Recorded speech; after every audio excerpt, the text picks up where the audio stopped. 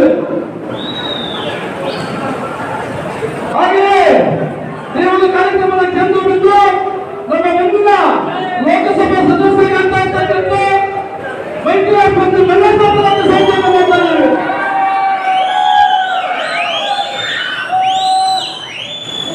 ಮಾಜಿ ನಾರಾಯಣಸ್ವಾಮಿ ಕೋಲಾರ ಲೋಕಸಭಾ ಕ್ಷೇತ್ರದ ಉಸ್ತುವಾರಿಯಾಗಿರ್ತಕ್ಕಂಥ ಮಾಜಿ ನಾರಾಯಣಸ್ವಾಮಿ ಅವರು ಸಂಚಾರ ಮಾಡ್ತಾ ಇದ್ದೇವೆ.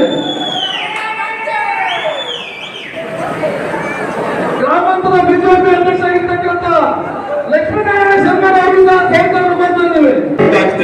ನೀವು ವೋಟ್ ಹಾಕೋದು ಮೋದಿ ಅವರಿಗೆ, ದೇವೇಗೌಡರು ಅಪ್ಪಾಜಿಗೆ ಅಂತ ಜ್ಞಾಪಿಸ್ಕೊಳ್ಳಿ. ಯಾಕೆಂದ್ರೆ ದೇವೇಗೌಡರು 90 ವರ್ಷ ಆಗಿದ್ರೇನು ಮೋದಿ ಅವರು ಮತ್ತೆ ಪ್ರಧಾನಮಂತ್ರಿಗಳು ಮಾಡಬೇಕು ಅಂತ ಒಂದು ನಿರ್ಧಾರ ತಗೊಂಡು ಈ ವಯಸ್ಸು